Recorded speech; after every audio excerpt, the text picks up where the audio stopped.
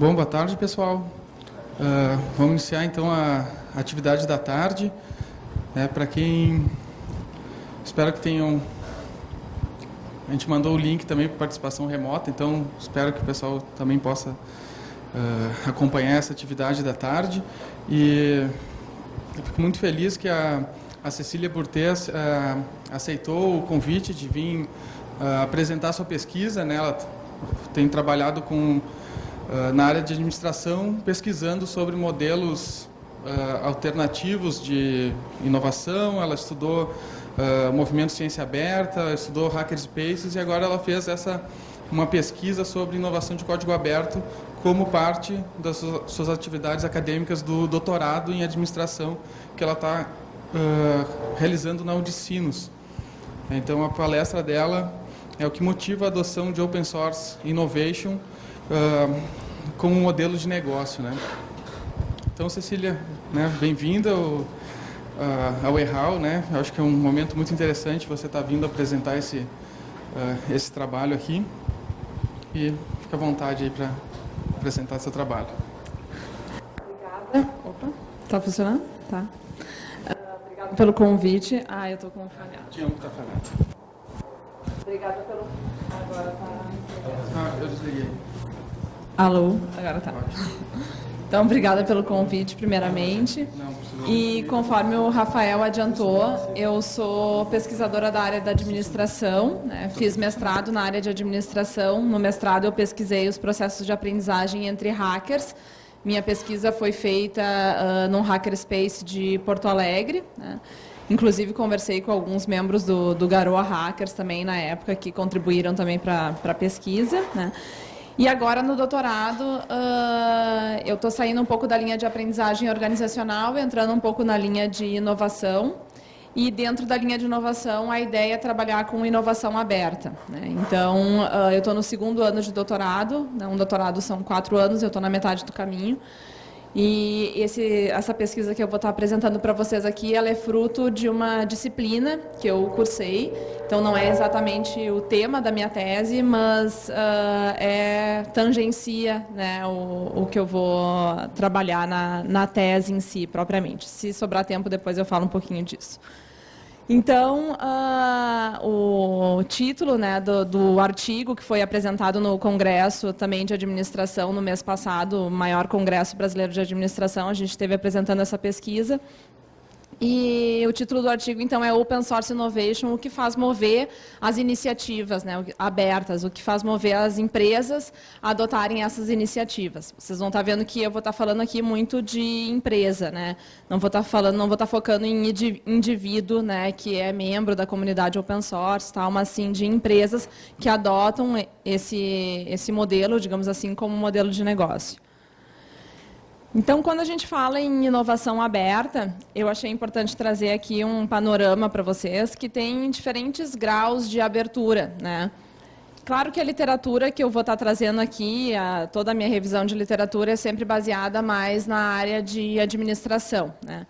Então, dentro da área de administração, quando se fala de inovação aberta, a gente tem aqui esse quadrante, eu acho que ele resume bem, né, onde apresenta os diferentes graus de abertura de acordo com os seus processos e seus resultados. Então, tem a inovação fechada, né, que ela é feita, concebida, desenvolvida de forma fechada, e quando eu falo de forma fechada é a inovação sendo concebida como o segredo da empresa, né? Então, eu não compartilho com o meu parceiro, nem com a universidade, nem com um laboratório. Eu faço tudo isso de forma fechada, porque ali está o segredo, né? Onde, depois de concebido alguma solução, algum produto, eu vou, enfim, ter ganhos com aquilo ali, né? Aquele é o segredo da empresa, né? Então, ela é desenvolvida, concebida de forma fechada e os seus resultados são fechados também, patenteados, né, na maior parte das vezes. A gente tem a inovação pública, né, que ela é concebida de forma fechada, né, sem colaboração, sem compartilhamento, né, uma equipe fechada, mas os resultados dela são abertos, né, são públicos. A gente tem a inovação aberta privada, né, que é até um contrassenso, mas é nesse quadrante aqui que se encontram 90% das pesquisas realizadas em inovação aberta na área de administração. E quando a gente fala em inovação aberta em administração, eu digo isso porque eu vim de um congresso agora, um congresso nacional da área, e eu fui em todas as sessões que eles falavam, né, que tinha trabalho sobre inovação aberta e que o pessoal estava debatendo o tema. É essa noção de inovação aberta aqui que se tem, né? Predomina essa noção aqui, que é o processo aberto, né? Eu desenvolvo, eu concebo alguma solução, algum produto de forma aberta, compartilhada, e aí o aberto pode ser a empresa em parceria com a universidade ou fazendo uso do conhecimento dos usuários, dos seus clientes, enfim, não desenvolvendo aquilo dentro de uma caixa preta, né, como sendo o seu segredo, abrindo para coletar ideias e para desenvolver o produto de uma forma mais colaborativa, digamos assim. Mas no momento em que chega ao final da inovação, né, no momento em que eu tenho o produto ou a solução então pronta para ir para o mercado, o resultado é fechado, né? E se fecha, muitas vezes até com patentes, enfim. E aí a gente tem essa inovação aberta privada, que ela é desenvolvida de forma aberta, mas os seus resultados são fechados, né? Então, na administração, predominam estudos, né, nesse quadrante e casos também, né? Enfim, o que a gente tem mais assim de inovador, digamos assim, na inovação é esse tipo de inovação aberta, assim, que eles já acham super aberto, né? E aí a gente tem o grau mais radical de abertura, né, que é o Open Source Innovation, né, que é a abertura não só dos processos, né, não só do desenvolvimento da solução, da tecnologia, do produto, mas disponibilizando também publicamente os resultados disso, né. E aí, como soluções, produtos resultantes desse quadrante aqui, a gente tem várias, né, que com certeza já foram citados ao longo do evento aqui, Linux, né, o Arduino, né? Antes estavam falando que talvez não era tão aberto, né? Não sei dizer, mas vocês com certeza sabem mais do que eu. Bom, então assim, o open source, na verdade, nasceu na área do software, né? E como o Bruce estava comentando aqui, né?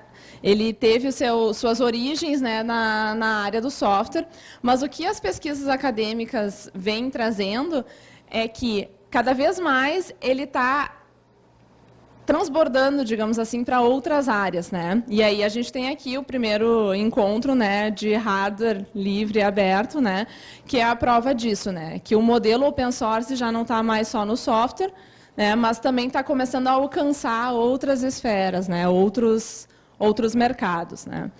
Então, podendo dominar um número cada vez maior de campos, né?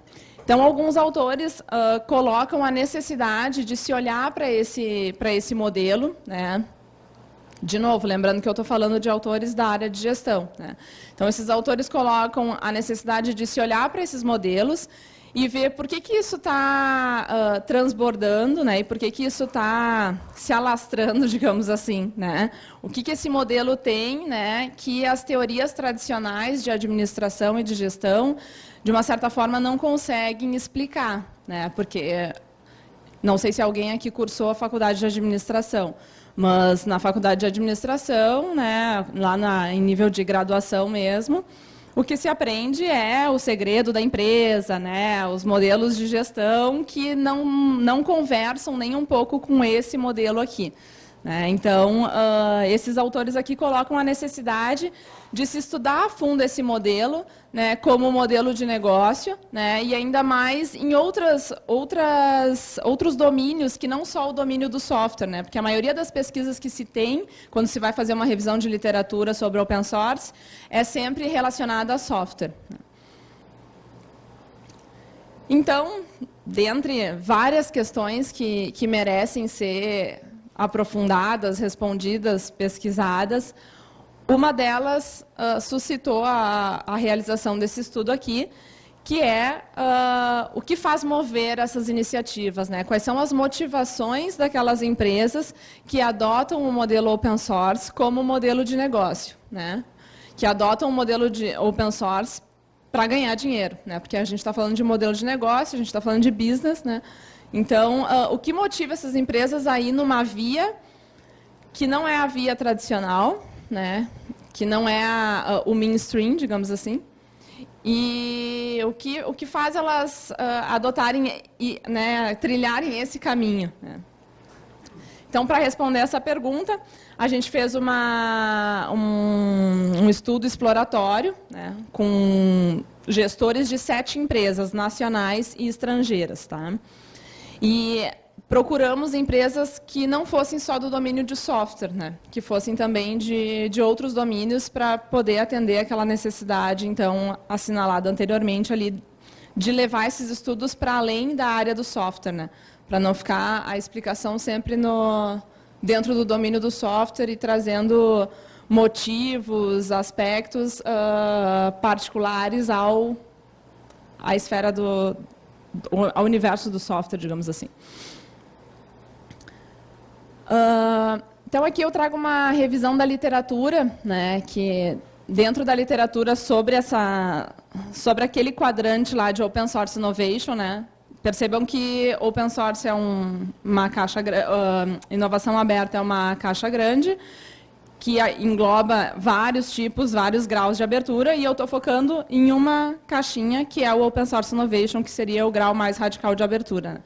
Então, dentre os autores que escrevem e estudam sobre isso, eu fiz uma revisão da literatura e trouxe aqui, elenquei aqui, na verdade, os 5 motivos que aparecem, né, que eles colocam, pelos quais as empresas adotam esse modelo como modelo de negócio, como estratégia de negócio, né?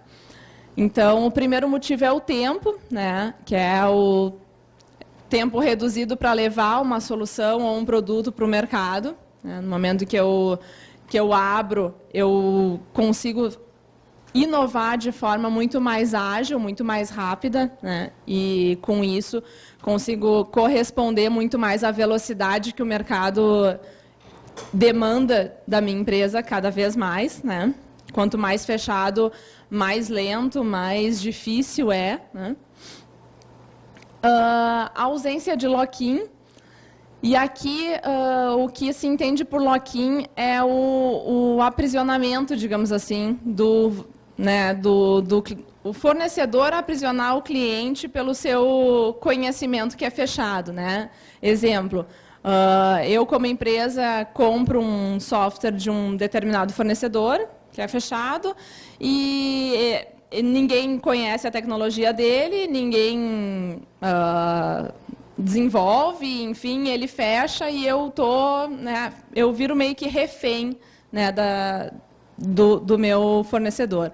Então, por mais que isso possa parecer uma vantagem mais direcionada para o cliente, não para a empresa, essa literatura aqui traz que as empresas veem como vantagem, porque no momento que o cliente enxerga essa vantagem, as empresas acabam também tendo a vantagem de conseguir construir relações de confiança, né, e de fidelidade com o cliente, né? Então, é um benefício para o cliente que a própria empresa entende como vantagem para si próprio, né? É a velha relação ganha-ganha, né? Custo reduzido, né? Então, no momento que eu construo mais diretamente sobre o trabalho dos outros e permito também participação voluntária de parceiros, de usuários no desenvolvimento de processos, eu aumento a minha capacidade de resolver problemas, né? E, com isso, melhoro a minha performance, né? Então, tenho custo reduzido nisso também, né? Consigo otimizar os custos, digamos assim, seria mais um custo otimizado.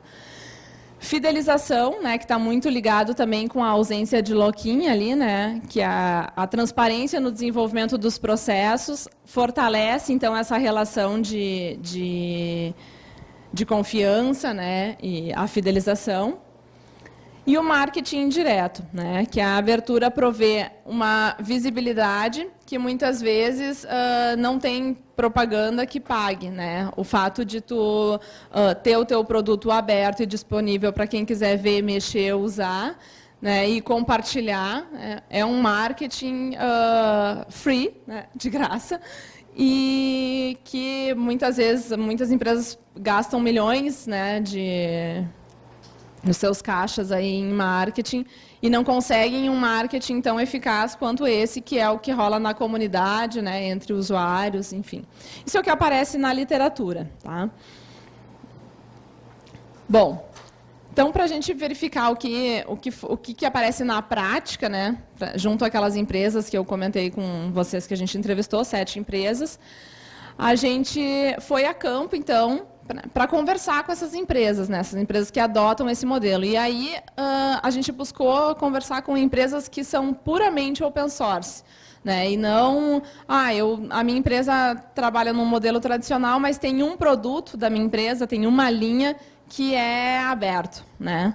A gente evitou esse tipo de empresa, porque senão acaba ficando, mas a empresa se sustenta mesmo com os outros, né, que são fechados, e é dali que vem o sustento dela. Né? E aí ela abre para fazer uma jogada de marketing ali. Né?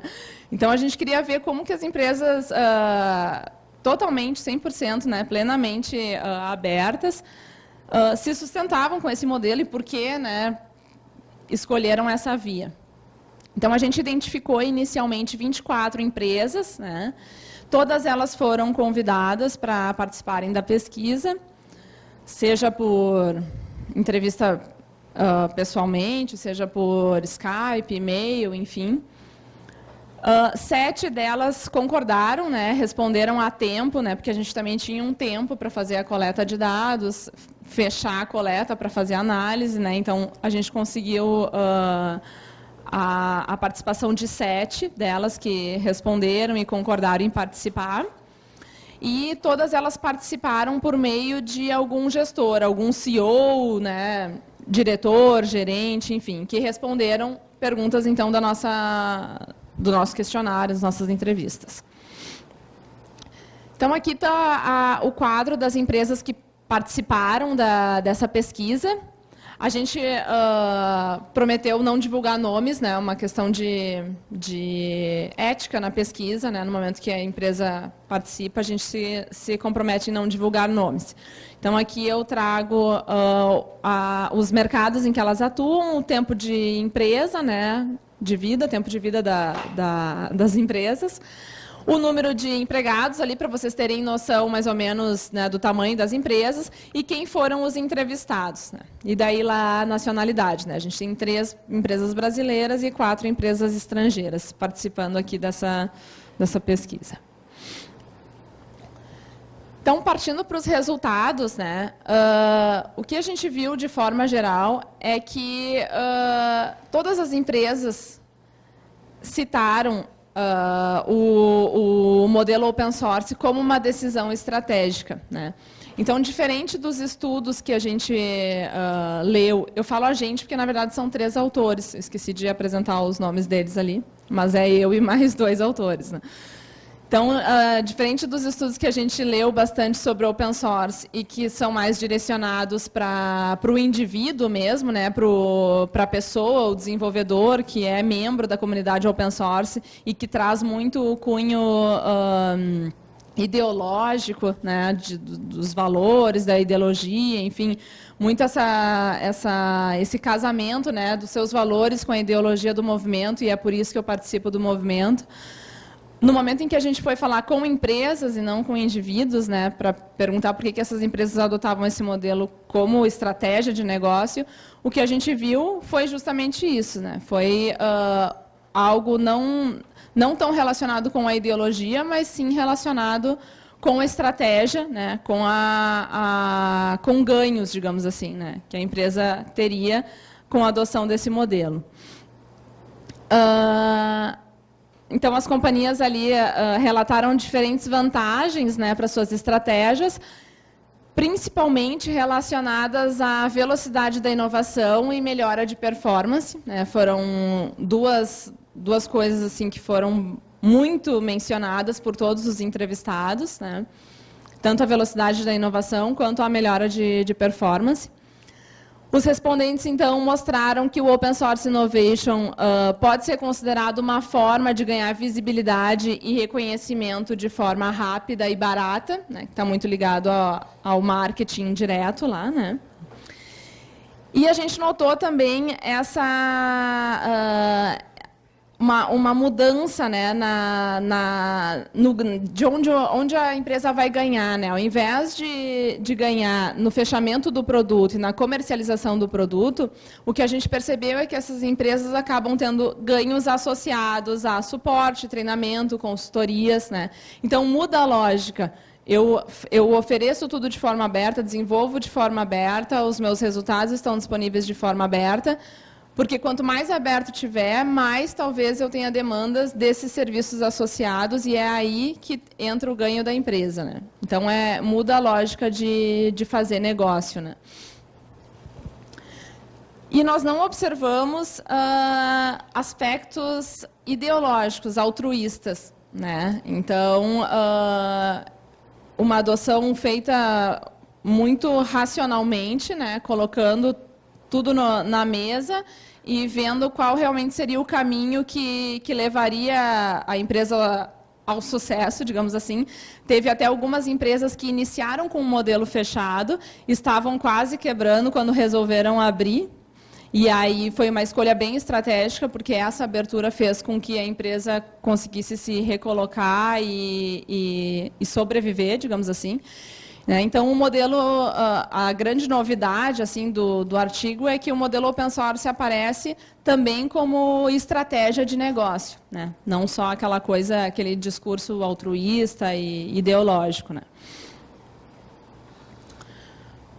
Bom, então, naquele quadrante lá que eu falei das motivações, né, que a literatura já apontava, eu coloquei aqui as empresas que a gente conseguiu contato, né, e quais delas, então, citaram, né, cada um dos fatores já apontados pela literatura. O tempo, como vocês podem ver, foi o mais citado, né, foi citado por todas as empresas de forma unânime, né, quase todas, no momento que tu fala, qual é a vantagem de ser aberto, é o tempo. Né, cada vez tu tem que estar correndo mais, cada vez tu tem que estar botando uma solução no mercado, um produto, melhorando, aquele produto nunca vai estar finalizado, quando tu acha que está pronto, já tem que fazer ajuste, já tem que melhorar, já tem outras coisas para desenvolver nele. E se tu não está aberto, tu não consegue correr na velocidade que o mercado está demandando cada vez mais, né? Então, o tempo foi unânime, assim, e foi muito citado, né, em todas as respostas. A ausência de lock-in, na verdade, os custos reduzidos e a fidelização foram bem citados também, né, por aquelas empresas ali, né? O marketing indireto. E depois a gente agregou a esse framework mais duas motivações, digamos assim, que não aparecem na literatura e que apareceram na fala dos nossos entrevistados, né? Um é o Open Source Innovation como diferencial competitivo, né? E o outro é a facilidade de contratação de pessoal, né? Não só de contratação, mas também de treinamento, enfim, de gestão de pessoas mesmo. E aí aqui eu trago as falas dos entrevistados que retratam bem, alguns trechos, né, que retratam bem, então, esses dois fatores que a gente agregou ali naquele framework. Como diferencial competitivo, o que eles trazem, né? A empresa A, por exemplo, várias pessoas fazem a mesma coisa que a gente faz, né? Nosso maior diferencial é ser aberto, né? Então, o que eles colocam aqui? A gente não faz algo que é único. Tem outras empresas que fazem a mesma coisa que a gente faz, mas nenhuma delas opera de forma totalmente aberta, com o modelo open source. Então, essa empresa traz que o open source é o que diferencia ela dos seus concorrentes, digamos assim, no mercado, né? Porque se ela não fosse open source, ela seria exatamente só mais uma empresa que oferece o que outras também oferecem. Mas que a maioria dos clientes que ela tem hoje procuram ela. Por que procuram ela e não procuram outra? Porque eles são abertos, né? Então, o open source aparece também como um diferencial competitivo, né, no core business mesmo da empresa. E a empresa D, que também pontuou isso, né, colocou, se dois produtos são funcionalmente idênticos, né, mas diferem na questão de abertura, né, um é aberto, o outro é fechado, um consumidor informado pode ver vantagens em comprar, em adotar, enfim, algo que é aberto, né. E na facilidade de contratação, então, a empresa A coloca ali, né, encontrar pessoas que se integram com os seus valores, né, é muito mais fácil quando tu opera de forma aberta, né? E aí não só encontrar, né, mas a questão toda de desenvolver, de reter, né, que hoje, se for em qualquer fórum de gestão de pessoas na área de administração, são os maiores desafios, né? Então, aqui, de novo, né, assim como eles não precisam fazer nada para marketing, para isso eles também não fazem nada, porque as coisas acontecem muito naturalmente, né? As pessoas aderem aos valores, né, já sabem, né, não precisa também estar trabalhando em políticas de retenção, porque a própria adesão do meu valor com o valor da empresa já é uma própria retenção, né? Então, a coisa acontece de forma mais natural, digamos assim. Então, aqui algumas considerações finais para a gente poder abrir para contribuições, perguntas. O que a gente conclui com esse estudo, né, é que a lógica tradicional de modelo de negócio orientada para o desenvolvimento baseado puramente no ganho na propriedade intelectual, digamos assim, de patentes, né, que é o que a gente vê muito hoje, a inovação sendo medida, mensurada e avaliada pelo número de patentes sempre, ela está sucumbindo cada vez mais diante de novas formas de gestão, né, que estão emergindo com o desenvolvimento de novas tecnologias, que estão trazendo o desenvolvimento de novas organizações, né, organizações diferentes dessas organizações tradicionais com as quais a gente está acostumado a se relacionar no nosso dia a dia. E a gente vê um crescimento cada vez maior de novas organizações num formato diferente, né, se organizando mesmo de uma forma diferente e que exigem, então, novas ferramentas de gestão, né, um novo olhar, né, um repensar a gestão, né. O Open Source Innovation estabelece uma nova forma de criar valor, né, se moldando como uma alternativa estratégica também, né, se apresentando aí como uma alternativa estratégica também, né.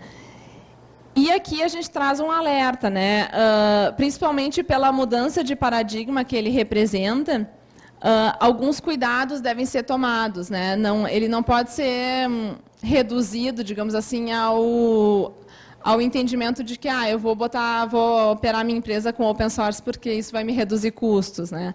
Então, na verdade, é complexo, né? São poucas empresas que adotam. Não sei se isso vai se espalhar para o mercado como um todo, né? Todas as empresas vão adotar esse modelo, né? Talvez é um nicho que tá se criando aí, né? Mas eu acho que vale olhar cada vez mais para esse nicho. Antigamente a gente falava que era só na área do software, né? E isso é coisa do software. Hoje em dia não é mais só do software, já transbordou, né? Então, talvez ele não vá se generalizar, mas também a gente não pode pensar, não, mas ele vai ficar nessa área, né? Porque ele está, na verdade, crescendo exponencialmente, né? É o que mostram as pesquisas. E as contribuições do estudo, então, em primeiro lugar, é a heterogeneidade do campo, né, que o estudo não ficou focado somente em empresas de software e também não ficou focado somente em membros da comunidade open source, né, foi falar com empresas e com empresas que estão em outros domínios, que não só do software. Além disso, identificamos as razões pelas quais essas empresas adotam e, identificando essas razões, a gente conseguiu identificar duas motivações, digamos assim, dois motivos que não se encontram na literatura, né, que é o open source como diferencial competitivo e a questão da gestão de pessoas ali facilitada, né.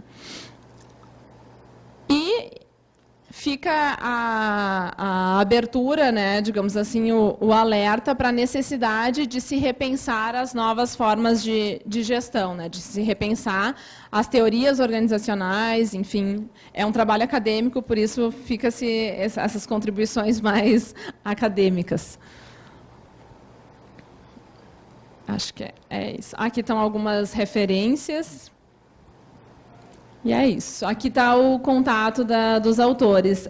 Sou eu, a Ana Elise é uma colega do doutorado e o Jorge era o professor da disciplina do doutorado que a gente fez e ele que nos deu um apoio aí no desenvolvimento desse artigo.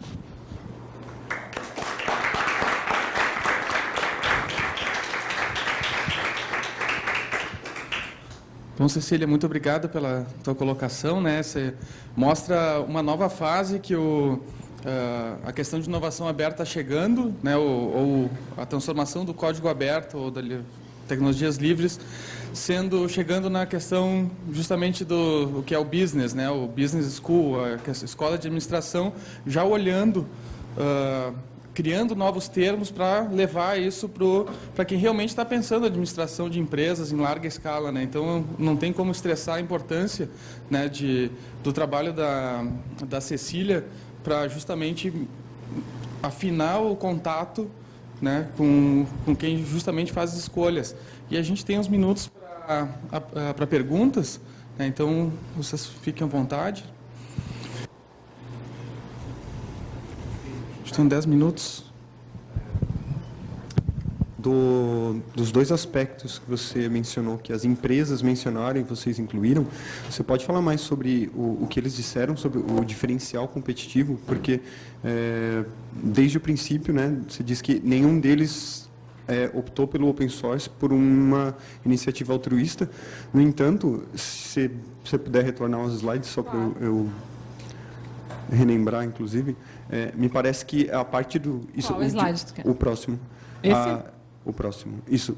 Me parece que o diferencial competitivo, e aí eu fiquei pensando, quando eu vi isso, eu tentei lembrar quem é a empresa A mesmo, quem é a empresa D, qual é a realidade daquele país, antes de tudo, né? Mas me parece uma coisa tanto quanto altruísta, né? A gente é aberto e aí a empresa em si não é altruísta, mas ela conta, o diferencial competitivo conta com o altruísmo de quem está comprando, é isso? Uhum. Foi o que eu entendi, de tipo, eu prefiro comprar de quem é open porque ser open é legal e o cliente em si não está ganhando nada com isso, né? Comprando de quem é open ou não, né? Uhum. Agora, exceto ideologicamente, né? É isso mesmo que eu entendi? Qual foi a tua impressão? Não. O altruísmo, eu não me valho do altruísmo do cliente para fisgar ele, digamos assim. São empresas, a empresa A é uma empresa nacional, a empresa D não, é uma empresa americana, tá? Mas são empresas que o público-alvo são pessoas que se interessam por modelos abertos, porque se interessam, tem conhecimento dentro da empresa, né? Tem capital intelectual, digamos assim, dentro da empresa para poder trabalhar com aquele modelo de uma forma mais flexível, né? E não de uma forma fechada, que qualquer mudança que eu queira fazer, qualquer adaptação, eu tenho que comprar um novo pacotinho, né? E fico refém ainda se eu vou ter aquilo, né, de forma constante, né? Então, são empresas que têm um público-alvo especializado, né? Um público-alvo, não sei se é bem especializado o termo, mas que tem conhecimento, como ele mesmo coloca, né? Um cliente, um consumidor informado pode ver vantagens em adquirir um produto que é aberto em detrimento de um que é fechado, né? Porque ele, tendo conhecimento, ele vê o potencial e consegue trabalhar em cima daquilo, né? Então, esse é o ponto, né? Acho que o diferencial competitivo depende do nicho de mercado e os outros requisitos que estão, inclusive, no slide anterior, são intrínsecos do open source, né? É isso. Eu estou tentando entender, no fim das contas, e formar a ideia de tudo. Então, pode ser. Eu não tinha chegado nesse... Pode ser que o diferencial competitivo esteja atrelado a um nicho de mercado. Ou e talvez tipo de cliente que você atende. Na verdade, eu acho que todas as outras ali, o tempo, a ausência de lock-in, eu acho que tudo ainda diz de certos mercados, né? A gente não pode analisar o fabricante de prego ali da esquina, né? Quero trabalhar open source, né? Então, eu acho que são mercados emergentes, né? Que estão surgindo, né? São mercados novos que há anos atrás a gente não tinha nem ideia de que existiriam. E esses mercados estão surgindo com uma nova forma também de se organizar e de se gerir, se autogerir, enfim. Entendi. Mas é uma pesquisa, como eu disse, é uma pesquisa exploratória. São poucos os estudos que falam disso na área de gestão e muitas perguntas a gente ainda não tem resposta mesmo. Ainda há muito a ser pensado. É um assunto que carece ser bem explorado.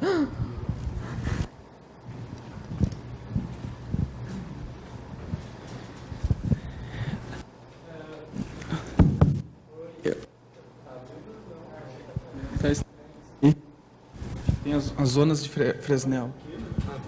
Aí tá. Aqui tá dando, tá. Primeiro, eu queria te parabenizar, Cecília. É a segunda vez que eu vejo essa apresentação e eu acredito que ela melhorou ainda mais. E realmente é algo muito interessante para a gente pensar como uma tática de mercado mesmo, né? Tá utilizando do modelo open source como modelo para chegar no mercado mais rápido, assim como os pontos que tu elencou, e trazer benefícios para essas empresas, né? Mas a minha pergunta, ela se faz na medida onde que tu já disse que é uma oportunidade da gente rever os modelos de gestão e também as maneiras como se organiza as empresas, né? Aí eu queria te perguntar se existe algum modelo de gestão ou de organização de uma empresa que possa ser modificado de uma maneira mais fácil em relação aos outros para se encaixar nisso, assim. Porque eu andei conversando com pessoas da área de administração também, e eu não sei se eles entenderam bem o que é open source, mas eles falaram que existem modelos que é possível que abranjam, no caso, o modelo open source nisso, assim. Aí eu queria saber a tua opinião, assim, sobre as formas de organização e modelos existentes, se eles dão conta de abranger isso, assim. Na literatura, sim, consolidado na literatura, não. É uma coisa muito nova para a área de gestão e, infelizmente, a academia sempre caminha com um certo atraso em relação à prática, né? Então, a gente está sempre olhando para o que está acontecendo e daí tentando teorizar a partir daquilo, né? Mas a gente não consegue prever, digamos assim, e já colocar um modelo de gestão, né? E talvez até isso, modelo de gestão, seja meio contraditório, né, nesse meio que a gente está falando, né? Não sei se... Eu acho que modelo de gestão é uma coisa muito quadradinha para um mercado que já não é mais tão quadradinho, né? Então, talvez não se vai ter um modelo, se vão ter diretrizes, se vão ter... Não sei, não sei te dizer, assim, mas As empresas com quem eu conversei foram empresas que foram na tentativa e erro e foram fazendo por elas, assim, não se tem onde eu vou buscar esse conhecimento para, né, como é uma coisa muito nova ainda, eu diria que não. Se os teus colegas lá disseram que sim, não, talvez alguma coisa eu desconheço, né? Até peço que tu peça para eles e me repasse também. Porque na literatura, assim, consolidado como sendo um modelo mesmo para isso, eu desconheço.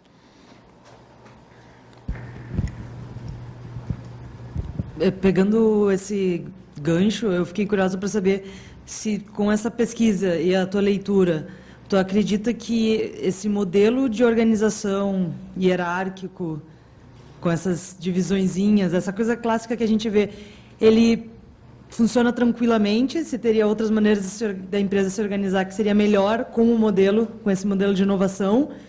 Se tanto faz, ou se...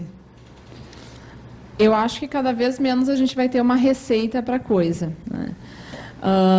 Mas, com certeza, essa coisa hierarquizada e tudo isso vai contra aquele primeiro fator que eles colocaram, que é o tempo, né? Quanto mais eu ingesto, quanto mais eu hierarquizo, quanto mais eu burocratizo, mais tempo eu demoro para fazer qualquer coisa, né? Tanto é que quem são hoje as empresas, né, se tratando de Brasil, que estão trazendo as inovações, as grandes inovações para o mercado, são startups, não são grandes empresas, né? Porque as grandes empresas ficaram tão grandes a ponto de não conseguirem mais ter essa velocidade, porque para tu mover um elefante branco demora muito mais tempo do que quando tu está no pique de uma startup com uma coisa enxuta, né, e trabalhando ali por projetos, enfim, né, sem ter toda aquela estrutura, né? Então, isso está fazendo a gente rever muita coisa também, né? Antigamente, quando a empresa era grande, essa empresa, né? E hoje em dia as inovações estão cada vez vindo mais de... Às vezes não está nem consolidado como empresa, é uma iniciativa de alguém que está dentro de uma universidade. Então, é isso que eu digo, que as organizações estão cada vez mais fluidas, assim, não estão mais dentro de 4 paredes, né? Esses limites cada vez estão se confundindo mais com sociedade, cidadãos, e, enfim. Não sei se eu te respondi. Sim, sim. Se alguém tiver alguma pergunta, tenho. Tá bom. Eu tinha várias perguntas. Eu gostaria que tu deixasse um pouco mais claro a parte da colaboração indivíduos e a comunidade que é Que eu deixasse mais claro a parte da colaboração. a parte da colaboração entre os desenvolvedores ou do desenvolvimento aberto, que tu só aparecesse com tempo e com outras coisas que me parecem que estão relacionadas, mas faltou ser um pouco mais explícita. A colaboração, na verdade, ela está entre os desenvolvedores que estão na empresa, mas também está com a comunidade, com os usuários, com parceiros, com fornecedores, né? Porque no momento que eu falo de um modelo plenamente aberto, eu consigo, né, abrir para todo mundo participar e colaborar, né? Esse seria o diferencial. A colaboração interna dentro de uma empresa, numa equipe, né? Isso eu acho que a gente já consegue, né, em algumas empresas, né? Não é novidade, né? Mas o que eles falam é tu ter essa colaboração e esse compartilhamento, digamos assim, com fornecedores, clientes, universidades, parceiros, usuários, enfim. Tu operar de forma totalmente aberta. Por isso eu disse que as fronteiras das organizações cada vez elas se diluem mais, né? Porque cada vez ela não está mais só dentro daquela caixinha, né? Então cada vez a organização não é um ente reificado, né? Mas sim um movimento, né? Uma rede, uma grande rede, digamos assim. Então, pessoal, mais uma pergunta para finalizar. A gente está chegando na hora do nosso intervalo. Tá. Tá. Eu ia falar justamente sobre isso que o Heitor e a Marina trouxeram, dessa questão dessa interface cada vez mais menos bem definida com a comunidade, né, o que dá uma fluidez para a empresa, que eu acho que é uma das coisas mais interessantes que tu traz no teu artigo, mas acho que pela tua última resposta já foi bem contemplada, essa questão de não só uma colaboração, mas até o que descobriste na tua pesquisa de poder ir lá buscar um recurso até para um engajamento maior, como, por exemplo, ir trabalhar, digamos, oficialmente na empresa, né? E acho que a primeira discussão também trouxe essa questão que eu acho que é legal de apontar, que foi falado algumas vezes pelo Bruce, pelo Javier, ao longo do evento, da questão de votar com a carteira, né, que foi basicamente isso que eles apontaram muitas vezes, e parece que nesses mercados realmente as pessoas estão votando com a carteira e por isso está se tornando um diferencial competitivo. Eu queria fazer também alguns paralelos entre a apresentação que foi feita hoje do Bruce e a tua agora, que ele justamente apontou que a questão do baixo custo não seria a grande questão, que seria, digamos, a falta do lock-in, né, para as empresas. E daí, a partir da tua pesquisa, dá para ver até que a questão do tempo supera, né, isso. Então, o tempo ainda aparece como uma vantagem ainda maior, né. E eu gostaria de, talvez, se tu quiser comentar uma questão que ele traz também de como as empresas elas precisam de infraestrutura também para desenvolver seus trabalhos. Então é interessante que para elas a infraestrutura então seja de hardware aberto, no caso do hardware, né? e como então elas passam também a ser desenvolvedoras da sua própria infraestrutura e também consumidoras dentro dessa cadeia. Então elas acabam também, digamos, gozando dessas vantagens tanto quanto consumidora como produtora, né? Então, só não sei, eu queria ver se tu quisesse comentar a respeito desses pontos, que eu acho que é interessante, que traz algumas semelhanças entre duas palestras que foram feitas hoje, né, nesse tema. A ausência de lock-in, ela foi, na verdade, para nós, assim, foi uma surpresa também, porque quando tu, como eu falei antes, quando tu lê, né, o que seria a ausência de lock-in, tu só vê o benefício pro cliente, né, pro consumidor, né. E no momento que as organizações começam a enxergar aquilo também como benefício para elas, né, tu vê uma mudança de lógica também, até na própria relação cliente-fornecedor, né, que começa a se transformar também. E a questão do tempo foi algo que reforçou a literatura, né, na verdade. A literatura trouxe também o tempo como sendo um fator, primeiro fator, né, foi o primeiro da tabela que eu coloquei ali, né.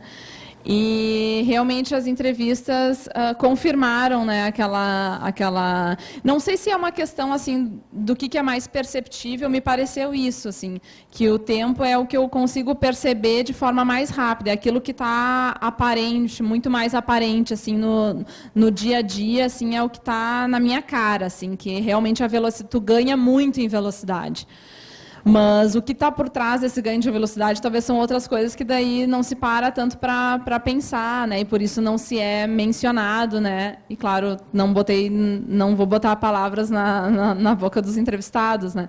Então, talvez muitas coisas, um estudo mais aprofundado de observação participante nessas empresas, junto a esses gestores, traria muito mais elementos, né? Que está por trás disso, né? Do que os elementos que numa entrevista de uma hora ali eles lembraram e mencionaram, né?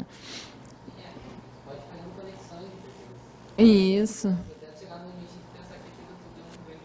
Sim.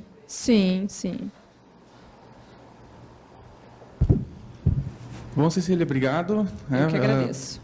Bom,